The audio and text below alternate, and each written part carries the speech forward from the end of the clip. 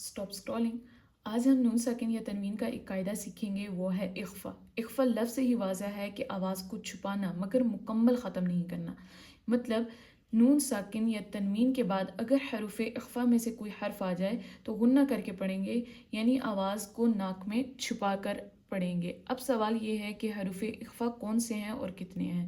حروف اخفا 15 ہیں: تا، ثا، جیم، دال، ذال، ز، سین، شین، صاد، ضاد، طا، ظا، فا، قاف، کاف.